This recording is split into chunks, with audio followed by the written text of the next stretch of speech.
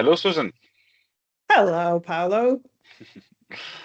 Ah, well, it's good to be here to sort of do the a recording for the workshop that hasn't happened. Right. Well, we gave a little teaser about Hmm. transition engineering in a plenary, and people really responded to that.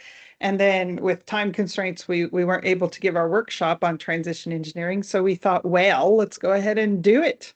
And Yeah. then everybody can participate, can watch it. So our topic was systems transition engineering, and we had a good time meeting all of the GCSP people, especially the students. And I'll tell you what, if you did your service learning according to the principles, you could join transition engineering. You could be a transition engineer. So we want you to get again introduction into that. Fair enough? Yeah. All right.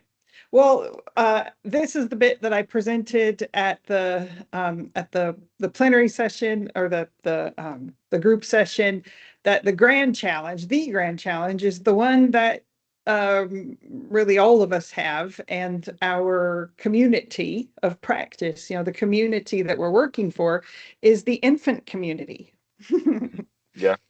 So it's a little Like Enzo. funny thing of yeah, like my grandson Enzo, that's the infant community. They're very underserved, actually. So working for them and thinking that what they really need is for the world to change over time, quickly. They need the world to change. Then I dug into research to see, does the world actually change? Because it doesn't feel like it right now, but obviously the world has changed hugely. And so I started digging into, from the engineering perspective, how things change. And I found that engineers change the world. Number one, we change the world by doing something amazing and big. And then that grows the economy and brings benefits and lots of disasters, which then creates trilemmas or wicked problems, in that there's a tension between the good things and the bad things. And that tension can just carry on for decades, really. Sad that bad things happened, but what are you going to do?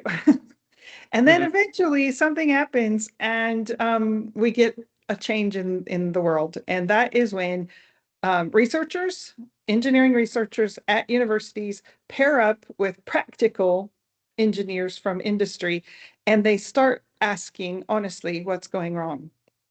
Why is this happening?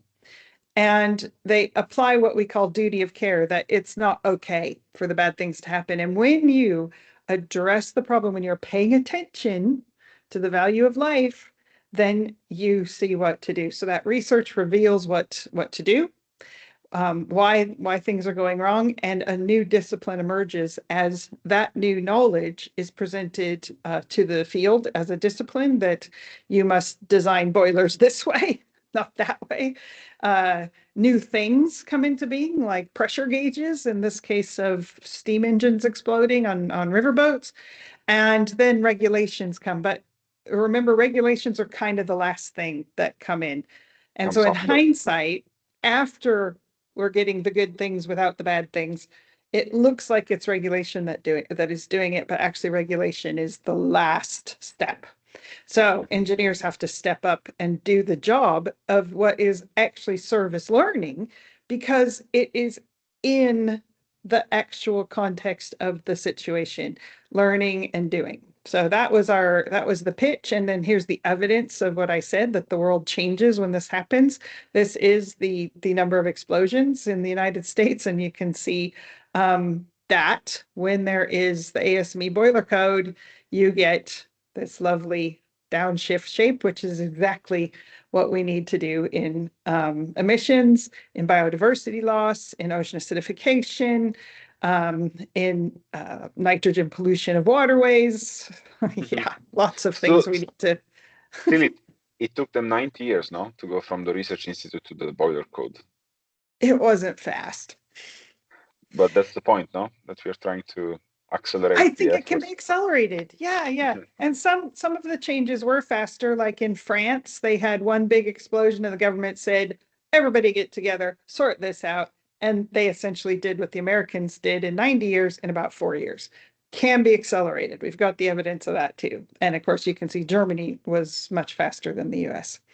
So that's the premise, that there is a way that engineers address grand challenges.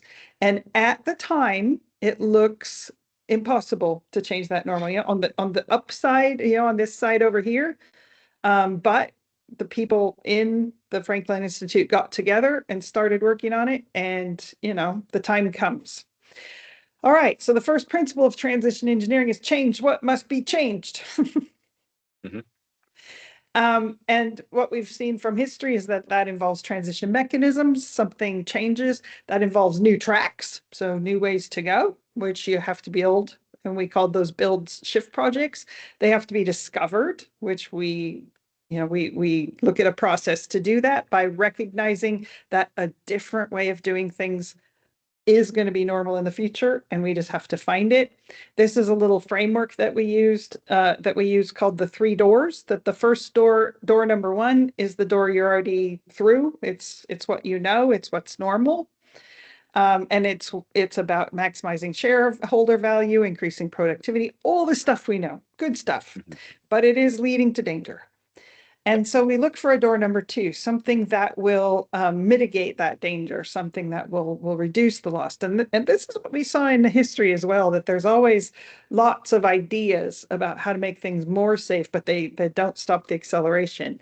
So door number 2, we've been opening a lot. There's, like maybe direct air capture. Right. So what's weird is that as transition engineers, we have to give up on the door number 2. We have to leave that to others because we're looking for door number 3. And door number 3 is where the system transition has occurred. There's new development landscapes that are on the downhill side of what must go down. But that's just a different way of doing things. So we just do that. So once we open it, we can design the shift projects that we can do today, no? To shift. Yep. And so that's the creative work that we do, is to work through this cycle of events. All right. So if we stick with the emissions problem, and we make that into an engineering problem, what we understand is that we are loading to failure. Right. The science says it's like a tensile test where you can pull on a piece of steel for a while, but then you get to a point where it's not safe and it starts to fail. So you have a safety limit where you have not deformed, you have not done anything irreversible to the system, and it will continue to function as designed. But then when you start to get into the failure limit, it can't go back anymore. So climate-wise, according to climate science, we've already passed the safety limit, and therefore things are changing. There's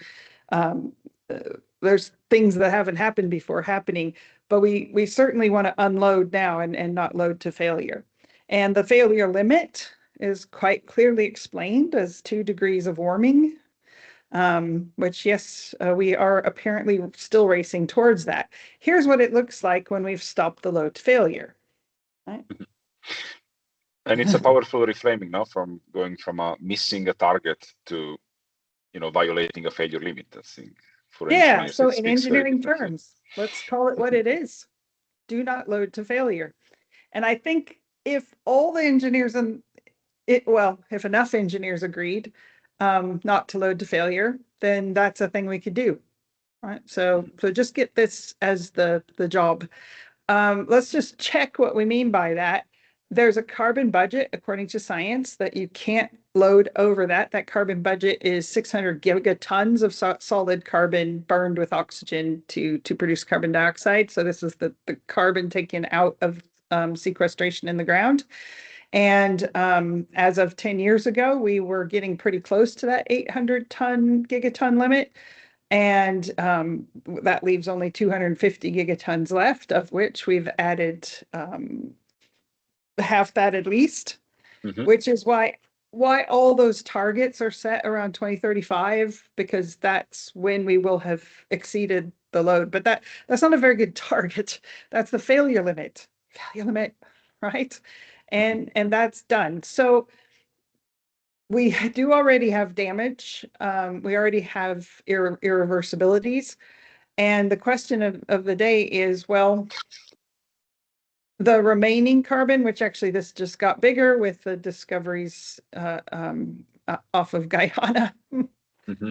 Yes, it's just untenable. So it has to stay in the ground, no? Yeah. A no-go, has to stay in the ground. So reframing, can't do this, right? Can't carry on with business as usual. Can't make it more sustainable to keep pulling that carbon out of the ground and burning it. And so must pivot. And that means downshifting the production of fossil fuel. Now, I don't know how many people were talking about that at the workshop, at the meeting, but that's basically it. And one reason we don't talk about it very much is because it's unthinkable. But if you recognize that there are opportunities in doing the unthinkable, in reinvention and regeneration, then hopefully you can get excited about going there. Mm-hmm. Right. So question, what next? Well, take the job is what we say. Key principle, take the job. Door number 3, go through it, see what's there. So to do that, something we can't imagine, something that must not be done, something that if it's done, terrible things will happen, and something that just by the laws of physics, it doesn't have to happen. You know, it's not preordained. And so we have a thought experiment that we do, a Titanic thought experiment. And that thought experiment is to take a time machine to the deck of the Titanic. You have 24 hours before you hit this iceberg. What do you do? Right. Mm-hmm. And I reframed that problem in the climate change awareness lingo, which is, well, if we want to save the planet, then we must fight climate change. All right. Is that how you talk about this challenge? Let's fight icebergs. Then we can save the Titanic. Oh, low probability. Yeah. We can put a low probability move on that one. Mm-hmm. All right. So what we have to know about this is that the Titanic was about a corporation. It was about gaining share in market. It was about expanding market, maximizing shareholder value. It was business as usual. Just keep that in mind as we go forward. Because you are here now. You've got, oh dear, now less than 24 hours, sorry. And you know what's going to happen tonight at 11:40. The Titanic is going to strike a massive iceberg with only a minute and a half of warning from when it is spotted. So our project is change what must be changed, prevent what's preventable. And because how many reasons do you need? How many economic justifications do you need? Mm-hmm. How about because? Yeah. All right. Yeah.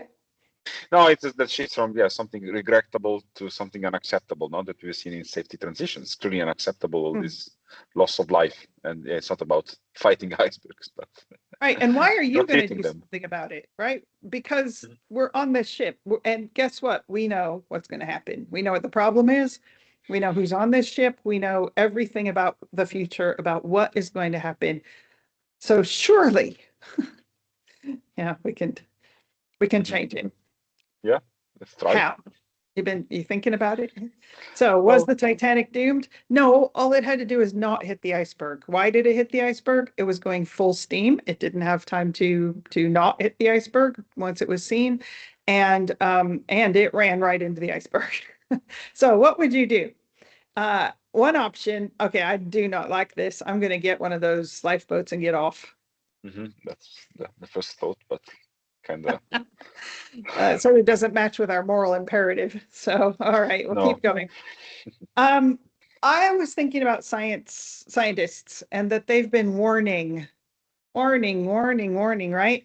And what I know about the Titanic was that the telegraph operators, they actually got 14 warnings of those icebergs that day, including the last one, the last message, which was pinpointing that iceberg that they hit. And that was, an hour before they hit it. They didn't have to hit it. But maybe these guys weren't taking the messages to the captain. Maybe they weren't communicating clearly. Maybe that's what the problem was. So like our scientists, could we say, look, could you stop talking about uncertainty and things like that and just be really clear? Maybe. How about the navigators? They're kind of like our economists today, that they say, okay, no, we need to have the GDP growth. We have to keep going. We have to speed up growth again. Well, what if we really need to slow down and change course? We know that the Titanic didn't change course. So yeah, it's kind of hard sometimes to change course. And we're all thinking, look, we should just go talk to the captain, because like, obviously, the captain's in charge. He's responsible, like our politicians, our leaders. We do know that the captain went down with a ship. He did his job. We also know about him that he was he was like the most respected captain. They hired the best, and he had hit a lot of icebergs, and he knew that the Titanic was unsinkable. It had lots of new technology.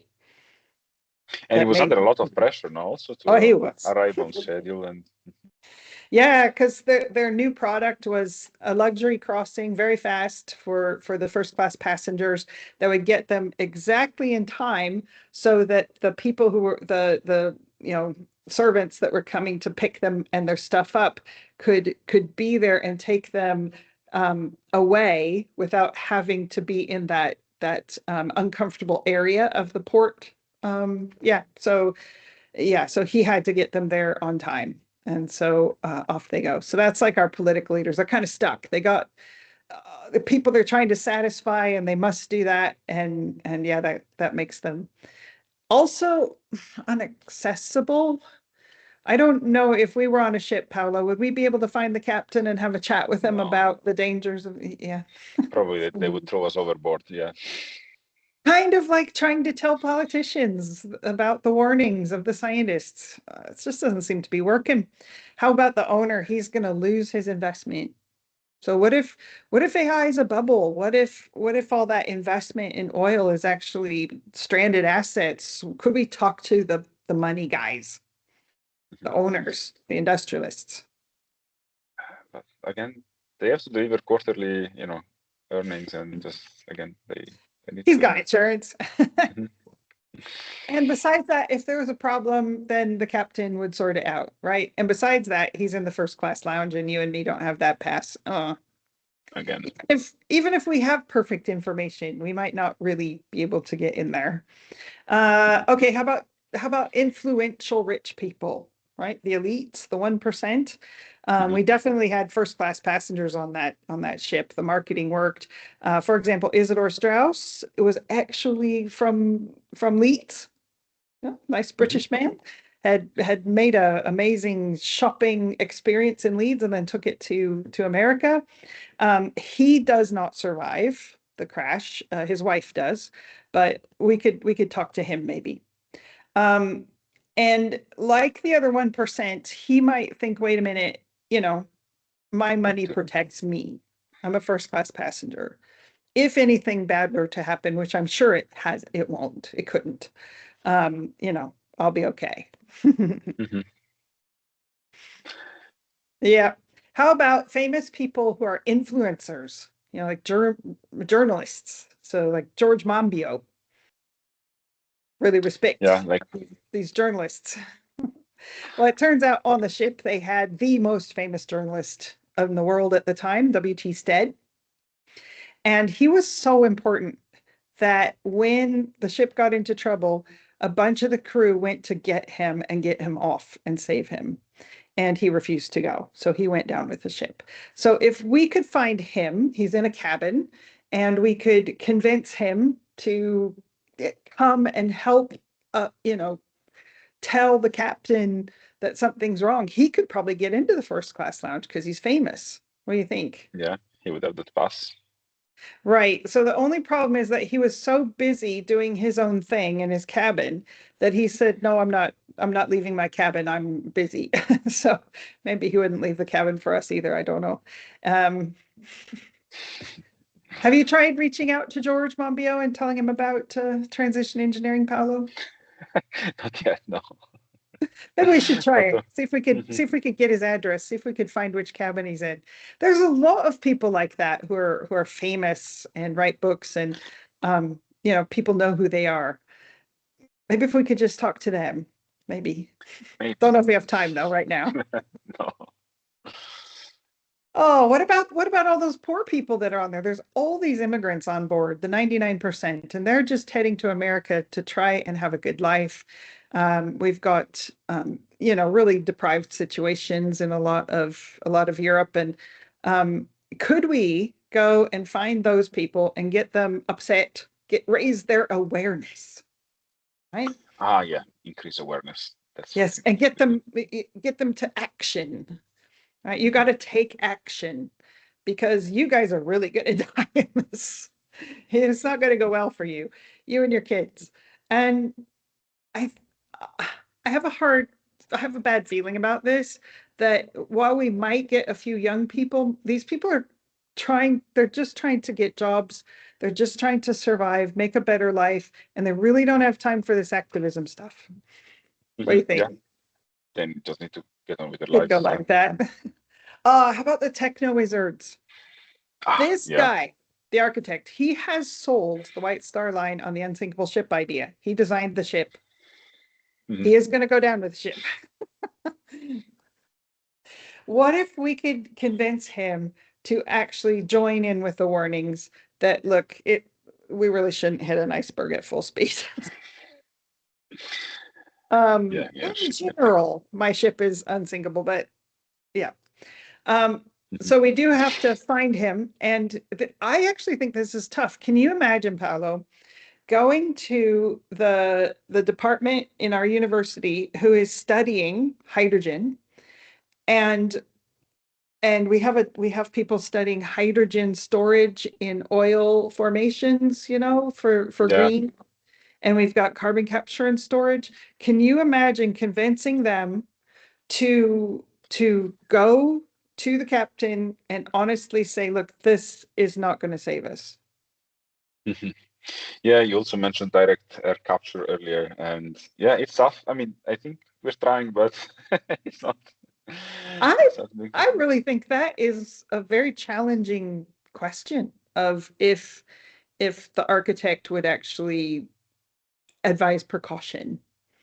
And I think it's something we should do. I think we should host some debates and just really, this is important. Just think about it. If the architect did go to the owner and the captain and says, I've heard that there's icebergs in the way, and I really don't think we should hit them.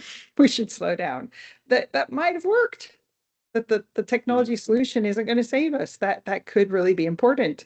Okay, for us on the Titanic right now in our experiment, what we do know is that he was in the first class lounge having dinner with the owner. Shoot. So even if it could have worked, we were so close, it could have worked. Maybe. Yeah, can we convince any other techno wizards to admit that their magic technology solutions, their hero positions aren't exactly accurate? I don't know. Monkey wrench, can we break something on the ship to make it slow down? Well, it's a coal boiler, a giant coal boiler. We could actually blow the thing up. We could disable the ship and not be able to steer around the icebergs. Monkey wrenching, it's not the best plan. No, we want to be safe, no? We got to just not hit the iceberg. In order to do that, we need to slow down. And you and me, Paolo, we know what is making this ship go at full steam. Yeah, in the picture here. It's the coal. Coal, yeah. And according to the record that I read, 52 men were employed to shovel coal, and they would work in shifts. So that means to slow down the ship, we would only need to convince a few of those people to stop shoveling, or convince all of them to slow down their shoveling, and the Titanic would have survived. Yeah. Okay. We can find the boiler room, I think. Yeah, we should. We can talk to know these where it guys. is. Could we convince the guys doing the shoveling to slow down the shoveling? I think that's the question. And that's what transition engineering is. Yeah, sounds feasible. Take the job, because it might depend on you. There might not be any other way to do this. Now, would it be safe for them to slow down the ship? They probably get in trouble. They might get in trouble, but they could get another job. And they might get in trouble, and the captain might, the water conditions were such that it was incredibly hard to see the icebergs. The captain might look down at the speed and go, "Oh, thank goodness we weren't going so fast," right? But basically, I think what the engineers would need in order to slow down the ship to do this job is not have the belief in the technology solution, understand that the messages aren't getting through, understand that the captain and the owner and the rich people are all too busy doing their own thing, having dinner, to actually pay attention, and that really the technology could fail. That it's not good to it's load not an to failure. ship. Yeah. Load to failure is not an option. And so if they had solidarity, if they actually had an agreement amongst themselves, look, we're all going to agree to do this. We have enough information, and we're going to agree to slow down the ship. So they can't single us out, sort of an association of shovelers. Maybe that would work. So that's our punchline. Just do what needs to be done. And a discipline would really help, a kind of fraternity amongst people. So save the ship from the bottom up by deciding to do so. It will take courage. We could feel that. And it will take like a discipline, a following of professional practice amongst ourselves, that when we get information that we need to act, we will. So our third key principle is to prevent what's preventable. And that is the same superpower that we saw in the investigation of past historical changes in safety. That is the superpower. Just doing what needs doing to prevent what's preventable. Yeah, being honest. And that requires honesty. Yeah. But how? How can we do all of this? I don't think it's going to be easy, because the problems that we're going to, it's not going to be as easy as slowing down. We're going to need the same courage as slowing down shoveling, but what we have to do is going to be a little more complicated than that, because the systems that we're talking about are going to be ill-defined, socially relevant problems that are resistant to change, which is why GCSP scholars working in the real world on really hard things are perfectly suited to be transition engineers. Yeah. And also, you have to be an engineer. You have to know the system that you have to change. It's no good being a climate scientist trying to figure out how to change a boiler. That's not who's going to do it. Yeah. Right. So let's just take one more second to talk about wicked problems, because I don't want people to give up once they hit the wicked problems. Yeah. You might find the courage. That is a way. You might say, I'm part of this network. We can link arms. We can do this together, right? We can take on the really hard things and find our courage. But then you're going to hit wicked problems. So let's talk about wicked problems for just the last minute or two of our workshop here. What is a wicked problem? It's not just a hard engineering problem, like designing a piece of machinery or something. As you said, it's something that is complex, societally relevant, something that is multifaceted, and it doesn't have a clear solution nor a clear problem definition at first. No, we might hear so many different things about wicked problem, especially when we have a debate, and there are so many in the space of transitions, no, regarding what is the best technology, what is the best solution, what is the best thing that we could do, and we sort of keep bouncing around and not really putting it in our crosshairs. So if you want to look up wicked problems, they're becoming a hot topic at the moment. There is a definition of wicked problems that goes back to a seminal paper in the 70s when people there was the OPEC oil embargo and people started to go, wait a minute. What Energy is not infinite, yeah. So that was a wake-up moment. So just the simple definition, a wicked problem resists solution. They don't have a solution. There's competing and disconnected perspectives. So there's these paradoxes and things. And what it is you have to do is not clear. I mean, what it is you must not do might be clear, but what it is you would do is pretty messy and complex. There's lots of different perspectives, lots of different motivations, lots of human stuff in here. One of the things that makes it very messy. Soft, operationally flexible, so it's not like linkages and gears. It's human systems.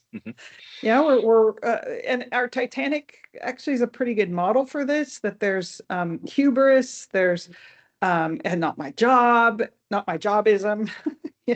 somebody else will take care of it ism, those sorts of things. So and the wicked problems involve whole systems and everybody on the ship, not just one person or one thing. So that's the definition of wicked problems. Now, having a definition is lovely. It's very important. Yeah, but what are we going to do? But part of the definition is you can't solve it, so that's not great.